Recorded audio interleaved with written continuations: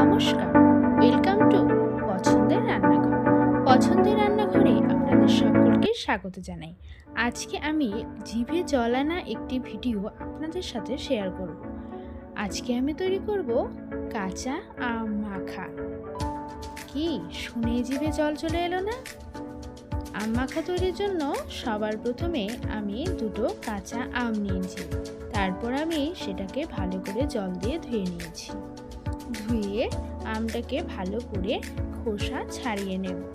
তারপর একটি গ্রেটার দিয়ে আমগুলোকে খুব ভালো করে গ্রেট করে নেব।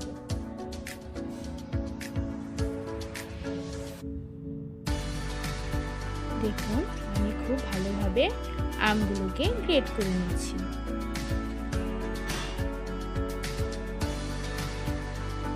এখন আমি দিয়ে দিচ্ছি পরিমাণ মতো লবণ আর সামান্য পরিমাণের বিট লবণ। দিয়ে দিচ্ছি সামান্য পরিমাণে চিনি। একটা ভাজা মশলা আমি তৈরি করেছি, সেখানে রয়েছে জিরে, মৌরি, শুকনো লঙ্কা আর ধনে ভেজে বেটে নিয়েছি। তো এই মশলাটা দিলে খেতে খুব ভালো লাগে। আর দিয়েছি সামান্য পরিমাণে সর্ষে বাটা আর সর্ষের তেল। আর আপনারা আপনাদের ঝাল অনুযায়ী লঙ্কা নিয়ে নেবেন।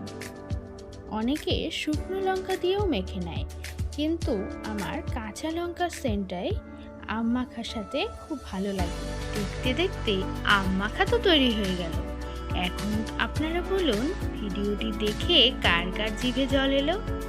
আজকের ভিডিওটি যদি আপনাদের ভালো লেগে থাকে তাহলে লাইক, শেয়ার করে সহযোগিতা করতে ভুলবেন না। নিত্য নতুন রেসিপির আপডেট পাওয়ার জন্য চ্যানেল সাবস্ক্রাইব করে দেবেন।